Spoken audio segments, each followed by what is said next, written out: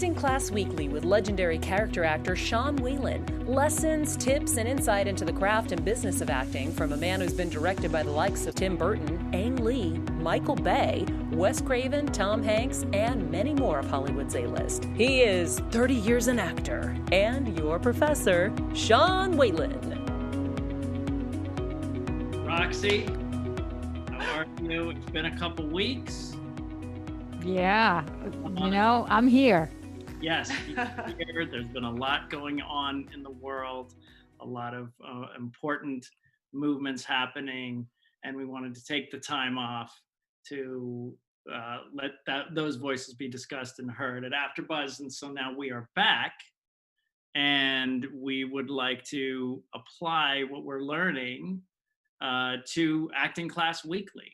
And so I have two very special guests here. One, I'm going to introduce the man I know. And with a quick fun anecdote, which was I met Gabe auditioning for my play Psyche on Vine. He tried out for obviously, anyone who's on can see our show on YouTube, a very nice looking gentleman. So he's going out for the romantic type parts.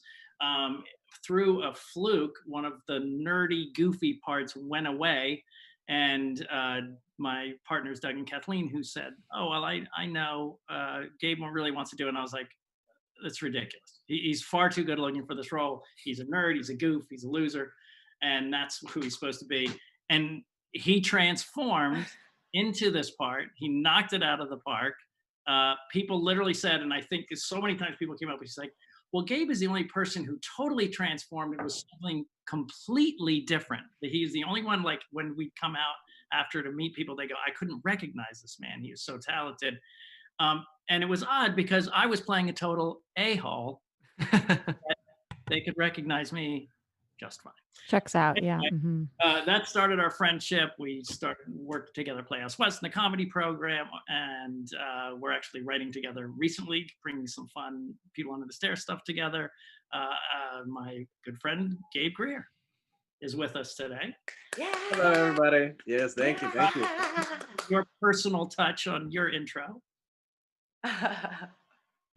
And then for our next guest today, a very special treat because I was not booked via this way at all, but a past AfterBuzz host who I've known for maybe 7 years now, 8 years. I mean, it's been a long time. Yeah. And I'll never forget the first time I was watching an episode of Grey's Anatomy, which is like one of my favorite shows ever. And your face popped up and you were in it, and I immediately slid in those DMs and texted and was like, oh my God, I'm going crazy now. I remember. I was like, hey, calm down, girl. It's Lina Green. And I'm so excited to see how your career has even taken off post AfterBuzz and all of that. But I'll never forget, I slid in those DMs then, so I can slide in the DMs forever. Yeah.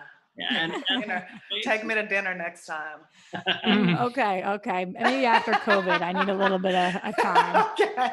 Okay. And as always, we have Miss Phenomenal Roxy Striar and Mr. Funtabulous Jeff Graham, our producer. We've been on and off on this whole Zoom thing. It's good to have you here, sir. Thank you, Sean. Yeah, it's been it's funny when people ask me how are you, I always say it's a bit of a loaded question just because it's such an unprecedented time. But I feel very lucky to have a job right now. Yeah. I've just been spread a little thin. So if I haven't been here as much as I normally am, that will change once things slow down. But this is one of my favorite shows I produce. So I love being here. Oh. I have a very early on question, Sean, that I'm curious because I know that Lina became a guest of the show today via Gabe.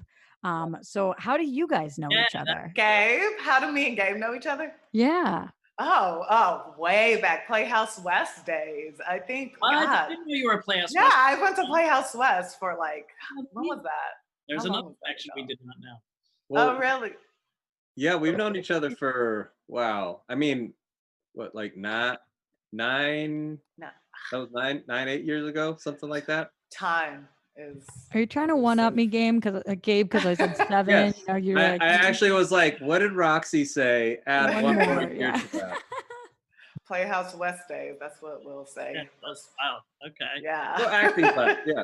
Acting class, yeah. Well, before we get into our topic of being a Black actor in Hollywood, navigating the pitfalls, the good, bad, all different aspects, we're going to get into what I normally do is my week, Sean's week.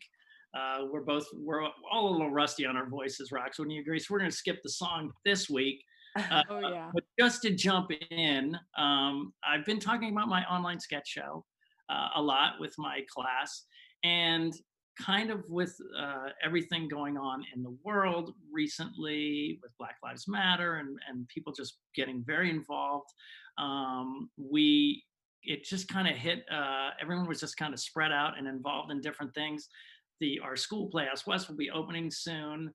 And our timing of, an online quarantine dating show, that window kind of closed. So we came to the adult decision that we're going to, shelve that project for now, probably indefinitely. If, unless there's maybe a second wave and we'll pick it right up, but lockdown or whatever. But as of right now, and what was really nice is when I talked to my students, they really understood.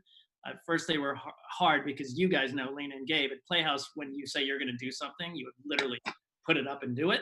You just do. It's very rare that things fall apart. So this was kind of hard for some of the Playhouse students, but it was a really good lesson. And they learned about this business, how so many things can fall apart for a myriad of reasons, fair, unfair, timing, just tons of different things. So they were very understanding, and they all said that they learned a lot from the process. So that was one thing.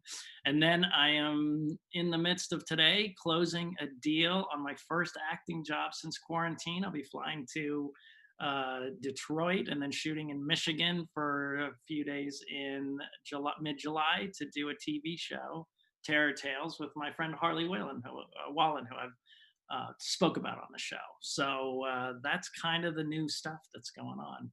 And as always, TikTok. And like I said, Gabe and I are writing again, which is fun. We're writing skits for TikTok and maybe other things. So How are they going?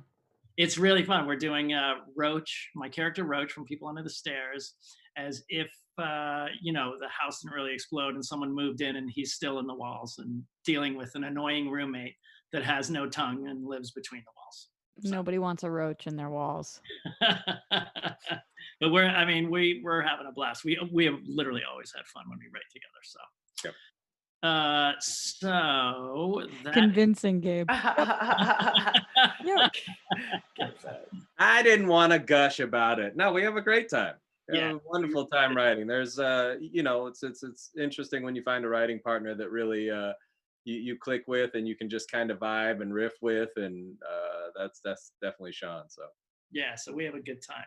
So all right, so let's get into the topic. The way I kind of structured this is that, because this show is a lot of the audience is for people in the Midwest, who are not in LA and New York, who are not in the hubs. There's definitely people who listen to that, but they're trying to figure out, how to get here. We have a thing called the 2-year plan, setting yourself financially and stuff like that to come to these cities and stuff like that. But when you get here as a Black actor, I just wanted to take it from kind of what the normal trajectory is, your acting classes, things like that. And really just give us, we're just here to listen and learn what we can for the people of color want to come here and give this a shot, and your experiences as well. So before we just get into that, just give a brief, your basic training. Lina, you can go first, basic training, your journey and how you got here. Okay. Now. Say that again. I just, just your trajectory of how you started when you got here, where you studied and working and agents and things like that. Okay, yeah. When I moved out here, I came from Texas. I drove out here with my sister. That was quite a drive, never going back. I knew it wasn't going to go back after that. Also an AfterBuzzer. Also an AfterBuzzer. I was a host at AfterBuzz, and I had a lot your of fun. sister too. Yeah. And she's in Atlanta now, so okay. Yeah, you should see her.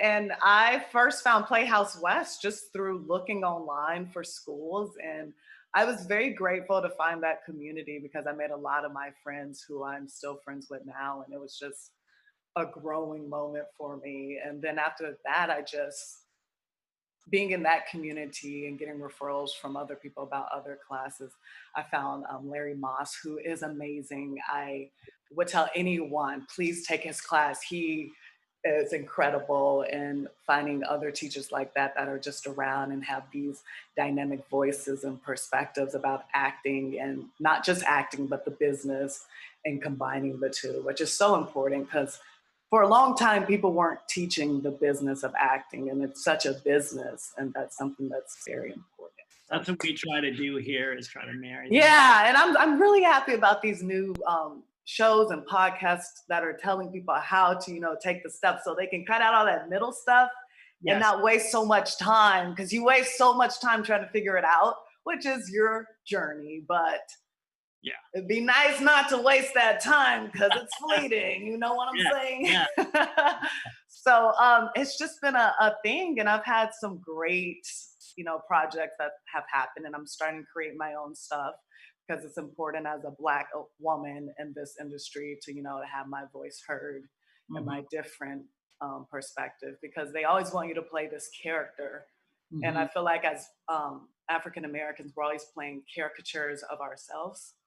Yeah. And that's not something that we should continue to do, or we'll never get out of those boxes that are being set for us, that people are trying to keep us in. So I think it's just so important now that people are creating stuff. And that's what I've been doing for the past couple of years, shooting my own films, writing and creating, and just teaming up with people to see what we can do. So it's been great, and doing comedy and stuff. So it's just been an awesome journey. And Gabe, your journey in a nutshell? Yeah, so I kind of grew up in theater, but my father, who's a social worker, but he's also an actor. He's with a Shakespeare company, and so I kind of grew up backstage, and I always found actors to just be crazy people, but really just like raw, honest people. And I was always like very much drawn to that, all of their sort of, especially like those good actors who just like open themselves up. Here are all these like tremendously flawed people who kind of own that and sort of nurture that in themselves. And I was just always drawn to that as a kid. And then I came out here right before I turned 28. And it took me a few years of kind of really understanding what this was. And then I found Playhouse West, found a great community there, started teaching there, and just, I started a comedy group that did a lot of stuff, and just kind of grew from there. And then, and I'll talk about this a little bit more, but really starting to find material, whether I'm writing it or performing in it, that brings about some sort of change, like really like social justice. I tore a social justice play, a couple of civil rights plays all over the US to colleges, and I recently just did this wonderful piece called Vivian's Music 1969 out in Sedona. And it really just, so that's kind of where I'm at. So I teach, and I love doing like theater and things that make a difference right now. Awesome. I just want to add, it's really important to find your community. I think it helps you find your voice and know who you are as an artist. And it's, in order to advance, you really have to know who you are and who you are as an artist. And that's just been one of the most important things I've learned along the way. So in terms of a unique perspective, a perspective of finding, like you found Playhouse West or finding an acting class, what advice could you give from your perspective as a Black actor that could be helpful to other people of color who are coming out here? I mean, I don't want to just say a Black actor. As an actor in general, you need to just try different things though. You never know what's going to work for you unless you try it. I think I went to several places, bounced around until I found something that worked, or I'd taken things from different classes, because I know a lot of stuff that I was thrown at me at different classes hasn't stuck with me, but the things that did, I definitely use to this day, even on set or through auditions. So it's just trying on stuff, like trying it out. Yeah. I mean, it's kind of, did you, Lina, find it through personal referrals, or were you literally just cold calling? Because mine were always like Groundling did out of a personal referral, and Playhouse West was a personal referral. You know, it's funny. I love to do a lot of research, and I love actors too, and I love to research actors that I admire. And I always looked, and that's how I found UCB, and I'm like a part of that community so hard. I'm like there every day. And I found that through a bunch of actors that I admire on TV and the work that they did in the comedy realm. And that's how I've literally found most of my classes, just researching and looking online, seeing whose work I like, and I don't know, just going there. Okay. And Gabe, what about you for Playhouse? Was that personal? Referral. A friend that I worked with said he went to this place, Playhouse West, and then I went in and audited a class, and I had went and audited a couple of different acting schools, and it all seemed very presentational to me. Now, that's not to disparage any other acting schools, but just what I saw, it was interesting because it was also presentational. And I went to Playhouse, and just the stuff I went there, it wasn't the most polished at the time, but it just was like this real like connection. And I went, that's what I want. Just to clarify, when you audited Playhouse West, it's you audit a very beginning class. You audit the very beginning class, and they do some repetition and they do some scenes, but it just felt so like actually people talking to each other. And I went, oh, that was it for me. Well, it's like auditing a soccer team, but you go to their practice. I mean, that's what the whole Meisner thing is that you don't play, you don't go there and get scenes and go on stage if you haven't. You wouldn't join a team of any sort in a sport and get thrown into the game. You have practices first, and this was kind of a new kind of approach with Meisner to not rush. So many places just do scene work immediately, and they don't give you the tools yet. Go ahead, Gabe. I am curious because based on something that you said earlier, Lina and Sean, your initial question, when you are looking for acting classes, and I guess question to me, Sean, Lina, Gabe, all of us, is diversity something that you are looking at in a class? This is a conversation that I've ran into so many times with the classes, because the best classes in LA, they aren't very diversified, and I've never understood that. Or is it a marketing thing, or are they just not getting the word out? Because they're a lot of the classes are very inclusive. Like you have to know someone, or you've heard about it through someone who's already been in that class, and that doesn't trickle down to your diverse groups. That just doesn't. And so I've always had that question, because whenever I've went to audit a lot of these top classes, I've probably been one of 2 or 3 people of color in general. Yeah. Like in general, not just Black person, but a person of color in general. And that's always been really like shocking to me. It's like, these are the top classes. Like I've done the research. These are where your Oscar winning actors have gone, and you have no people of color in these classes.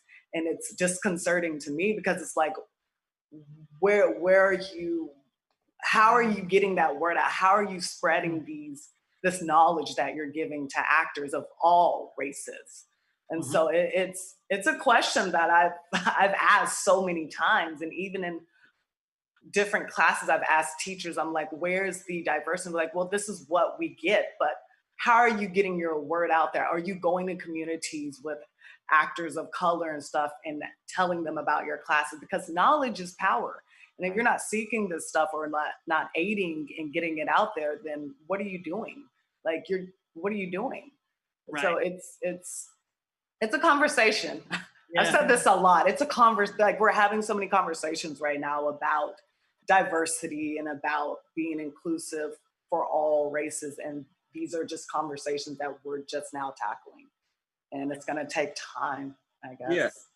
Yeah. And also here's something to be, you know, out of all the like sort of top schools that you just kind of go LA acting school and you put that in, I don't know how many have like people of color as teachers there. You know, True. I know there's myself, I know there's Wolfgang at Playhouse West, but here's the thing is there's sort of this combination that happens, right? Because there's sort of a lack of material for Black actors, right, as plays, and this is getting a little bit better. But what I mean is that so compiled with a lack of it, there's also a lack of knowledge from usually the people who are teaching that class. So they can speak to a lot of these mainstream plays, you know, the popular plays that I see over and over and over in acting class.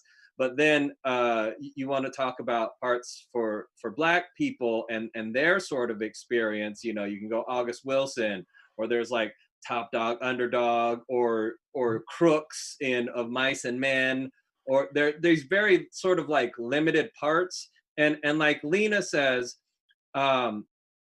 you see a lot of Black people playing characters of themselves. And also that's kind of what teachers also expect. And that's what the industry. Yeah, go ahead. Yeah, right. I'm just the industry and all in general expects that when you go into an audition, it's something that comes up. Can you be more sassy? Can you play this what I have in my head because that's all I've seen or that's all I'm familiar with? And it gets frustrating because you're like, I am more than one dimension. I am a multifaceted person. Like you can't just peg me down in one genre or one, you know, thing. So it's, to me, it's like, why can't we get out of those boxes? Like these boxes that have been created to put all of us in, not just Black, not just Hispanic, not just everyone has been put in these boxes. And it's like, there has to be a time where we're like, we're actors, we're artists. We can break out of these boxes. We don't need to be in one thing. We're artists, you know? So it's imagine, I'm like, where's your imagination? Like, where does that come into play at this point? Do you feel that it's the same kind of thing where you just need like to pick a lane, get in there, and then like expand? Like is it Keven Anderson? Blackish, what am I thinking of? Anthony Anderson. Anthony Anderson. But you know, he came out in the Jim Carrey movie, then went into, my God, Law and Order, was so dramatic, then back to comedy, and now he's doing dramatic kind of comedy. Do you feel the same thing? So for me, I had to come into comedy, then I found, you know, more dramatic roles, and then same thing. Do you still see that, like you were saying, Lina, comedy? Are you going for comedy first, and then you're gonna do comedy and drama? Or? I mean, it's with comedy, it's in that realm. It's for some reason they don't, even just being at UCB, there's not a lot of people of color in the comedy realm. So you really have to like fight to have your own voice and say, I'm not just this, oh, hey girl, bringing in the sass for that. I can be that quirky character. I can do that, you know? Right. So with and being a woman as well, being in comedy, you really have to fight for those roles because there's so few, especially for women of color. There's so few, you have to fight for those roles, and they still write them in a way that it's like you're the best friend, or you're the sassy girl who has the attitude. Give us some more attitude, which I've been told in an audition. Can you give me more attitude or sass it up a little? I'm like, yeah. Whack it up a little? Is that what are you saying? Is that what you're trying to, you know, be PC about it? But it's like, I know what you're saying, and I need people to come away from that. Like, have more imagination. That's what we're doing, guys. We're creating. Right. I've heard the other like red flag note. One of my best friends is an actor of color, and he'll often get, "Can you make it more urban?" Is like the veiled kind of like, yeah, I don't know. Like, what's happening that we can't get out of that same role? What, like, when we are artists who are creating, it's like, if you break it down, what is it about keeping people in boxes that just make people feel so comfortable? And I'm like, yeah. Yeah, 100%. Because I speak to that, and it's something that I was seeing in classes is one, people not being comfortable with sort of Black people's emotion, especially not Black women's emotion. So it's sort of like you could see a white woman and then a Black woman doing the same role, but sort of when like, and if a part comes out that's very angry, there's sort of this unease with like a Black woman getting angry and sort of that emotion. And we talk a lot about, you know, people are talk about castability and casting directors knowing what to do with you. And the unfortunate part is that we've been stuck in these roles for so long that in order for us to branch out of this box, they don't really, it's not a safe bet to just go, okay, people are going to accept this person without being urban. And that's sort of the note is like, can you be more urban? And it's like, I don't know. I'm trying to like bring myself to this, and I feel like I can bring something to this role, but you can only see me in this way because you know, oh, that's what works. And so I'm going to play it safe in that role. So you guys are more established, and like Sean said, a lot of our viewers are just thinking about coming out here or have just gotten to LA. What would your advice be to them then when they want a book, but it sounds like it might not necessarily be the role, they might not be going out for the roles that they want to book because they've already been typecast, but then is it worth not going out for those roles, or how do you even advise up and coming actors? I say show up and do the work, and that's all you can do. It's not up to you to try to convince people to see you as you are.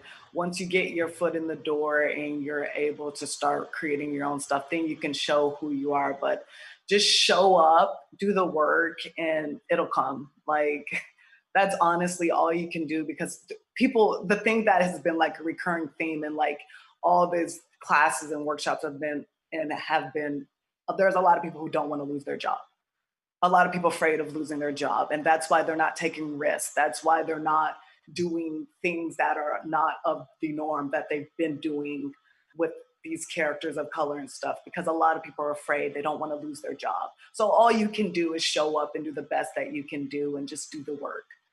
And that's all. And then do you think, like you're doing, and I mean, this is what I tell all young actors who come out here, because even, I don't know, when I started, which I'm much older than all of you, but we just didn't have the option to create your own stuff. I mean, you'd have to get short, you'd have to buy film. You know, to do a short film was like 30 grand because you had literally the film.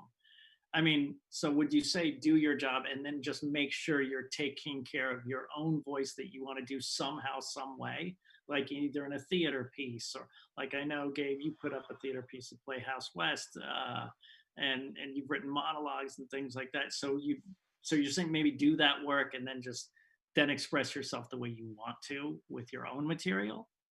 Would you encourage that? I mean, I would. And that's something that I wanted to highlight that Lina said, is she's making her own content. It's so important right now, because the more that, and present company excluded, but a lot of people that I've written with before, as imaginative as they are, they lack imagination. So if I'm writing with someone who is not a person of color, if I then cast people of color in certain roles, in a piece that we've written, they always go, "Oh yeah, well should people not like really approve of their relationship?" And I went, "No, we'll keep the script exactly like it is, except for let's just hire a Black person as the lead here, and not worry about it." and not like to point out to the fact that, hey, this is a person of color. And so as much wonderful stuff is out there, there are so many really we'll say successful writers who have a lack of imagination as far as that. And so until we continue to chip away and sort of change the whole like paradigm of all of this, create your own stuff, go in and learn as much as possible, learn about yourself, what motivates you as an actor, what kind of voice you want to have, and do that. And just know that, yeah, we all are going to have to go out and do as much as we Yes. do those auditions, do those, act urban, and you know, if you feel that I don't want to do this anymore, I don't want to do this particular thing, then go out, create, make sure, get hooked up with communities that are creating the kind of things that you like. Find new and upcoming directors that you like on YouTube or all of these things, and try and reach out and work with them. Right. Gabe, on that point, I have a question that just because I'm curious and I've never been a Black person, so I don't know what it's like. What? Audition. I know it's crazy. What? It's crazy to say out loud, but it's just true. When you guys are auditioning, typically, are you auditioning against mostly Black people, also, or people of all colors? Like, what is the typical audition experience? I mean, shut up. When you're doing your co-star and your guest starring roles, I mean, typically, well, I guess your co-star roles are against people of all ethnicities, because they're just you're moving the scene. You're just driving the scene. You're not the main character. Your guest star roles, probably people who look similar to you, but I mean, it changes up. But until you're like going out for those main roles, you're basically going out against everyone. But there are times when it's just going to be the people who look like you. And that's always interesting, because when they're looking for a role and they're saying a Black woman, it's like they really have no idea what they're looking for. And so it's always interesting when you go into the room, you're like, oh, okay, so that's what we're doing today, huh? All right. You know, it's one of those moments where you discover some things about yourself too. This is what I am putting off. This is how I'm perceived to the outside world, or people who don't really know me, but they've just probably watched a reel or something. This is what I put off. And it's sometimes can be completely different from who you are.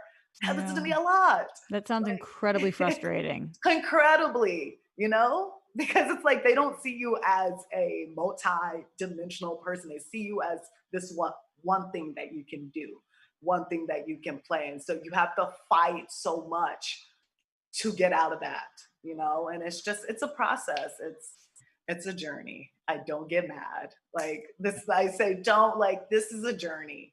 Like we're all learning here, I guess. We're all learning. So it's a process. It's definitely a process. Gabe, has that been your experience also? Yeah, absolutely. I see the same people at the auditions all the time. It's like, you know, and that I do have to add that that's to two sort of things. One is what we're talking about, you know, you will see the same Black actors. But the second point that I don't want to just gloss over is also, this is like a long kind of game for most people, you know. And so you see the people who have really settled into the fact that you need to have longevity, you need to stick it out and things like that. So there's one side that is that, but there is that other side that's like, okay, yeah, they're filling the Black role right now. I kind of bouncing off of Roxy's question and talking about, you know, the need for longevity and sometimes just saying yes. I mean, a lot of actors face this where they're having to say yes early in their career to roles they might not be super excited about. You know, one of the most important things on set is safety and feeling like you're being seen as much as you can as a whole person, but there's also navigating that line as a young actor of needing to comply with what a director wants. You know, with women specifically, we'll talk about red flags, and men too, of like, if a director is asking for something that's sexually uncomfortable, or there's certain safety lines that are important to monitor while you're on set. Do you feel like as an actor of color, there are certain red flags or things that you should say no to if a director is asking you something that are particular to your experience in your community? I well, I know for me as a woman of color early on, I was getting typecast a lot as a prostitute or woman of the night and a lot of those roles. And I noticed that pattern. It was always calling in women of color for these prostitution roles or strippers and all that. And there's a moment where you're like, okay, is this who I am? Or is this a part that I need to play to express who I am as an artist? If you say no to that, then no.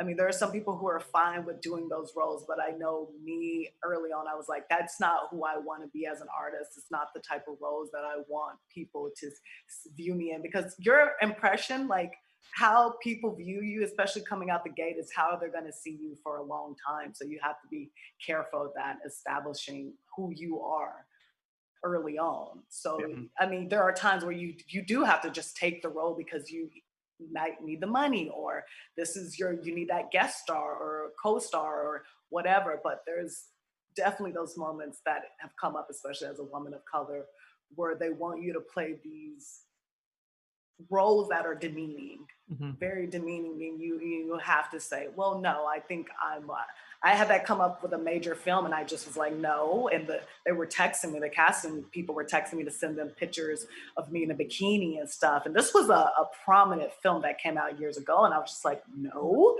like that's not acceptable. And it's those, you have to stand up for yourself. You know, you got to stand up for yourself and know what your breaking point is, I guess. Well, isn't it also, Lina, what you're talking to is you're not just saying I'm turning down a role. When these things are put on film, they're around forever. They're forever, yeah.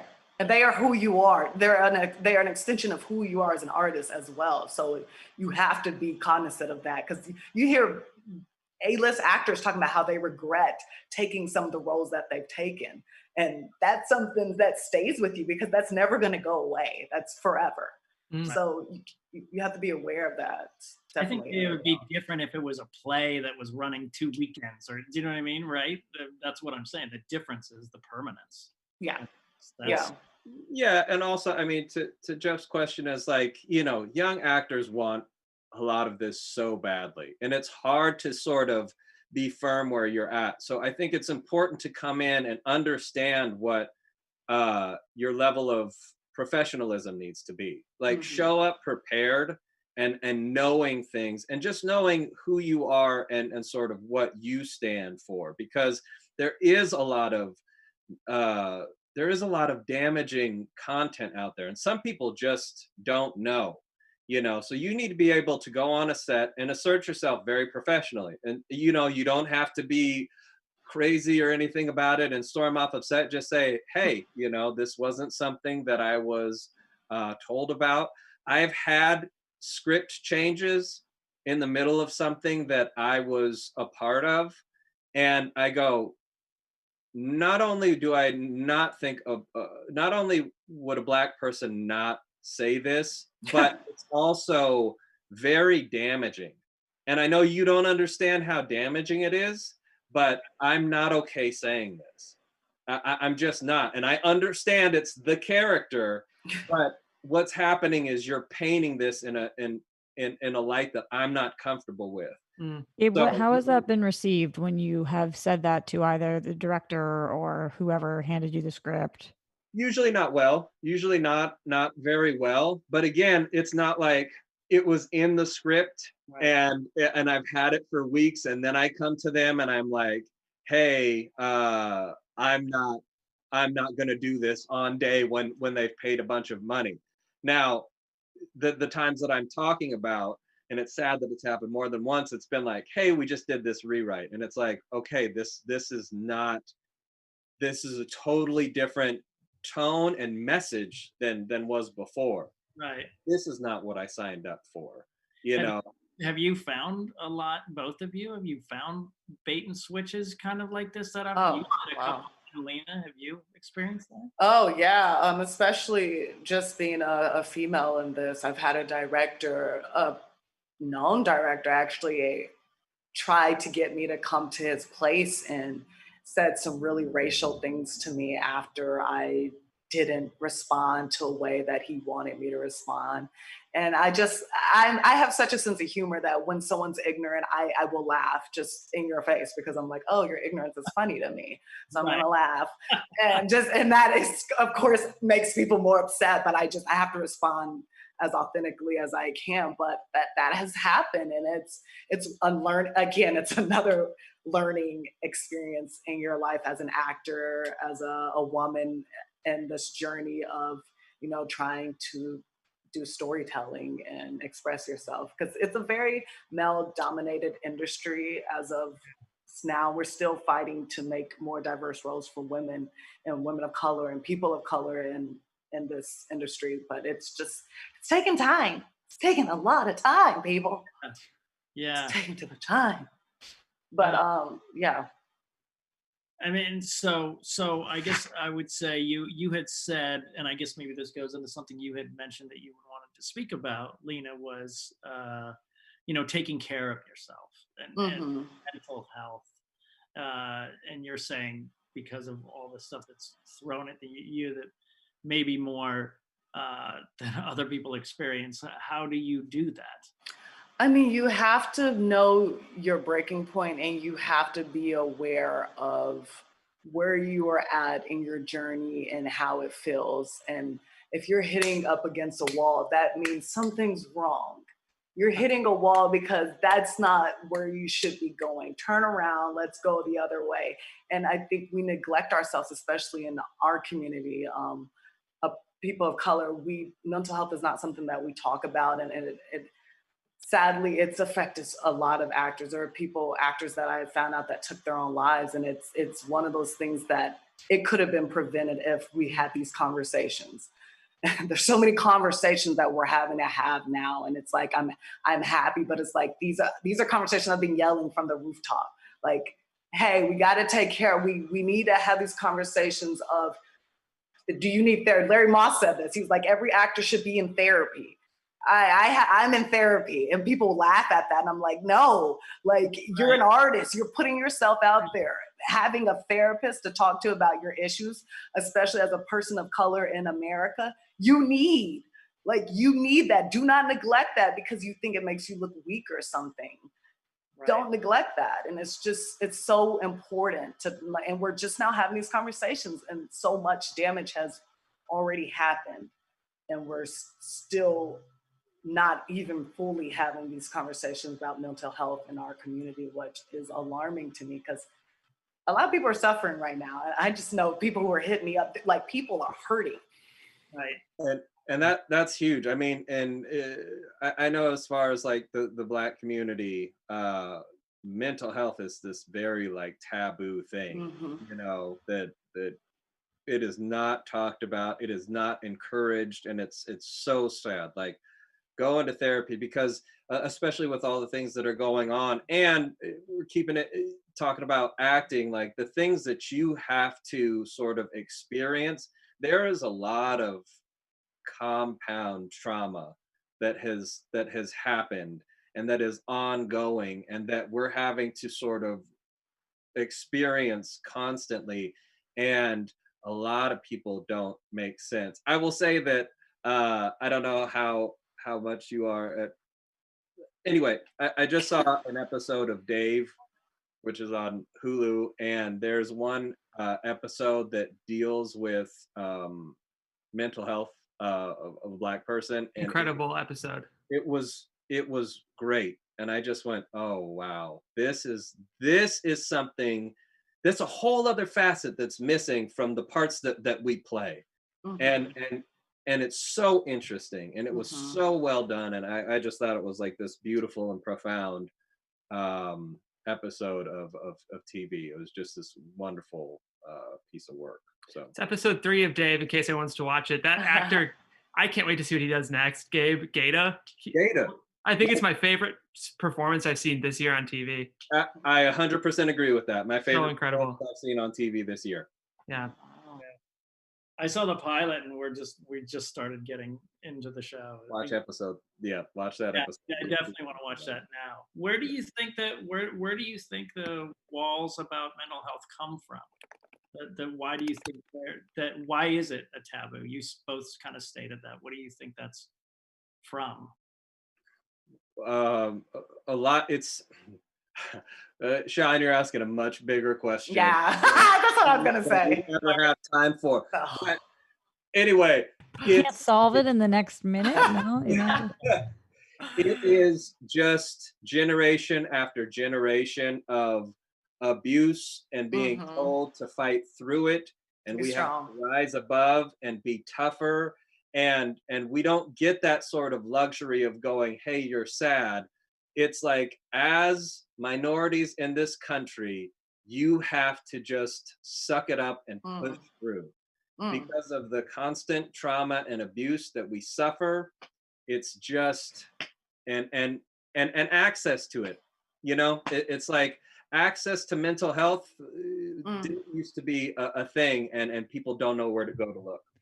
Also, Gabe, I was talking to a friend of mine about this the other day, but there is a ridiculously small amount of Black therapists and mental health professionals, and so I think that could be very challenging as well. Yeah. That there's not as many people in the field, and which comes from systemic racism for years and years and years, and not having access to education and whatnot. But I think that could be very challenging too, because if you want to talk to somebody about who understands more about what you're going through, and you're talking to an old white guy or girl, whatever, they just might not.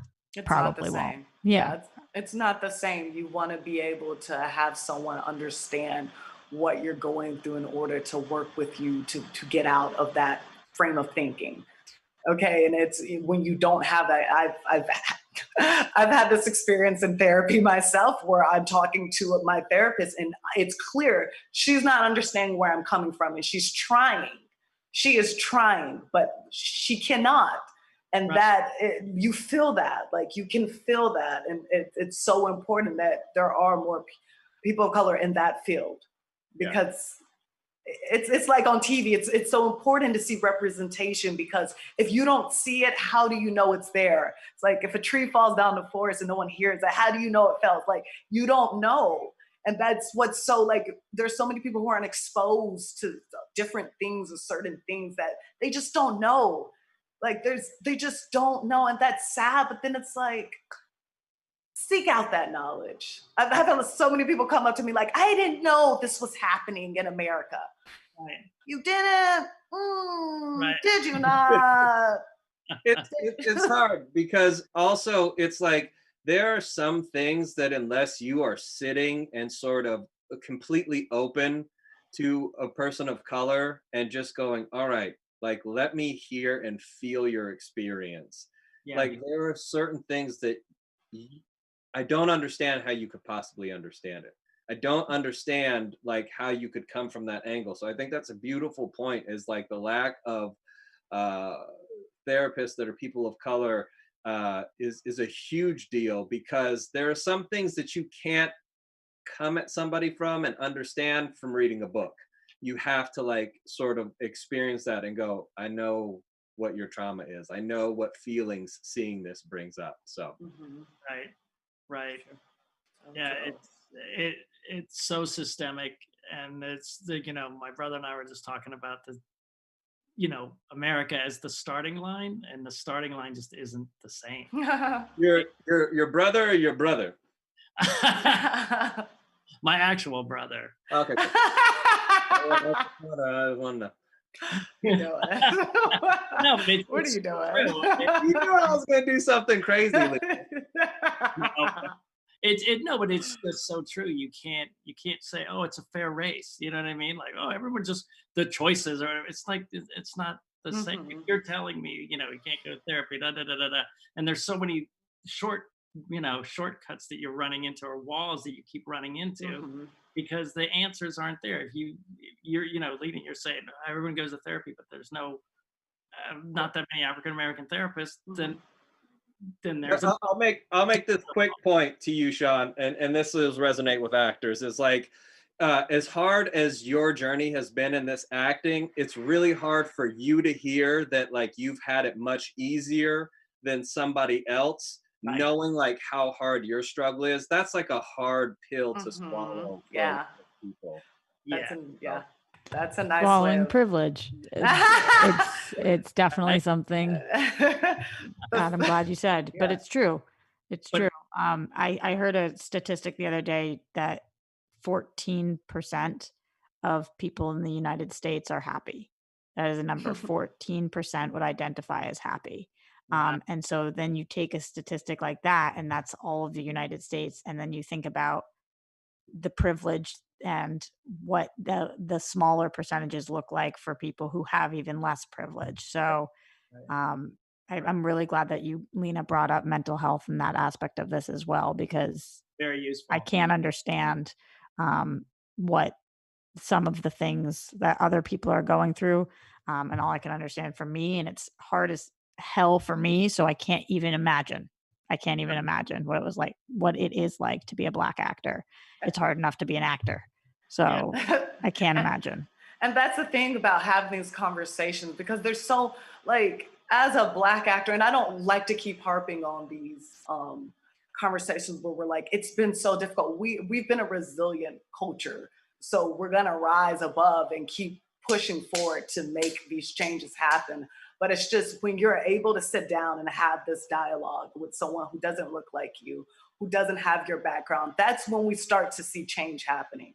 When we can sit down and say, I don't get what you're going through, but I want to know. I want to know what it's all about, because I want to be able to understand. That's when change happens. And that's why this is so important to have like these conversations. No, it's great. I mean, I cannot thank you both enough for being here and illuminating us on just the tip of the iceberg of what you go through. And you know, I'm open as well and show my ignorance all the time, but I would gladly show my ignorance if I can be corrected and informed. So I'm glad to have you here and to even start this conversation. As long as you're okay with Lina laughing at your ignorance. I love to laugh at ignorance. As long as you're willing to correct, like, don't stay. When I see people fight for their ignorance, that's what I'm like. No, that's. Oh, believe me. You're gonna fight for that, really? Yeah. Hold on, baby. Hold on. You take that and you want me to take you as seriously? No. This is why the Facebook. Oh yeah, I get off of social media. I don't even read comments on social media. I do believe that was one of my answers to so many posts, was just like, how many people of color have you discussed this point of view with? How many people of color have you discussed this? I just kept doing that over and over and over again. Don't send them to us. No, get the books. We tired. Shoot, we tired. No, you better go read a book or so. This is just the beginning of the conversation. We'd probably love to have you back in the future. I think it's a very small start, and thank you so much for. I mean, I learned so much just in this little bit of time, and I appreciate you both being here. I go around usually to say where you can find people on social media. If you want to give it, that's fine. If you don't, that's fine.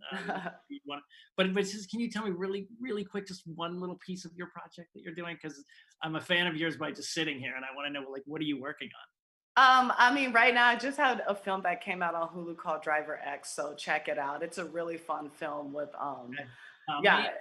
it's a comedy. It was a really good time, and I'm just so happy to be creating. I finished my first screenplay, which I did not think I would do, but isn't a great feeling? It's such a great feeling, because it's like, can I do this? Yeah. Oh, I can. Yes, it's you like can. a yes, I can moment. So it's always nice when you're able. I found my voice this year, and it's something that's so dynamic to me, and it's made me really go, this has not got me down. This has made me so much more of who I am, because I've really found my voice, not just through as an actress or a filmmaker, but as a woman in this country, a Black woman. I have found my voice, and I'm standing in it and such a truth that it's been dynamic, and I'm happy. I'm really happy. Yay. Like, you see this? This is someone who's like, change is a coming, and I'm ready. Do you have a social media that people can follow you or look for? Instagram and Twitter and Facebook at just Lina Green, JUSTLINAGREEN, no E at the end. And then my film page for my filmmaking is just linagreenfilms.com. Nice. So check it out. Yay, Gabe. Yep. So a couple projects. I should be finishing up a play I'm writing about postpartum psychosis. That should be out in a few months, but then you know how productions of plays go and everything's shut down. So we'll find out when that's sort of coming. The stuff that Sean and I are writing, and just trying to, again, such a wonderful reception of Vivian's Music 1969 in Sedona. Would love to bring it to Los Angeles if it wasn't so expensive, and if we see theater here. And then you know, Lina and I'll do something because I love working with her. She's brilliant. I love you. I miss you. So miss you as well. The Gabriel Grier at Instagram. Am I on there? Do I post all the time? No, but Gabriel Grier at Facebook. Look it up. I'm posting a lot lately. I will make you uncomfortable, but I will make it. You're making me uncomfortable. Comfortability. I'm uncomfortable right now, dude. Yeah. So definitely hit me up there, and also on Twitter. I think I'm the Gabriel Grier. I might just be Gabriel Grier. This is how social media I am. There you go. Roxy. Everywhere at Roxy Striar, and sign me up to work with you guys too, whatever that project is. I would like to come and join anything with you guys. Awesome people, very talented. Yeah. Oh, you're so lovely. And yeah, I want to correct myself. I said it was episode 3 of Dave. It's actually episode 5. The whole show's worth watching, honestly. If you want to talk about complicated roles for everyone that's in that show, I think it pushes the boundaries. I think the show is a little messy. I don't know if it's perfect, but I think it's definitely worth watching. It's messy. It's worth watching. It's fun. It's really fun. Good. And yes, I was like, 3 is a little bit early. So 5. Yeah, it was 5. But Gaeta is my new favorite actor. I can't wait to see what he does. Anyway, my name's Jeff. You guys can find me on Twitter at Jeffrey C. Graham. And of course, keep tuning into Acting Class Weekly with Sean. It's a great show. And at Sean Whalen, actor across all social media. And as always, thank you so much for letting me be part of your journey. Thank you so much for having us. Oh, thank you. Our founder, Keven Undergaro, and me, Maria Menounos, would like to thank you for tuning in to AfterBuzz TV. Remember, we're not just the first, we're the biggest in the world, and we're the only destination for all your favorite TV shows. Whatever you crave, we've got it. So go to AfterBuzzTV.com and check out our lineup. Buzz you later. The views expressed herein are those of the hosts only and do not necessarily reflect the views of AfterBuzz TV or its owners or principals.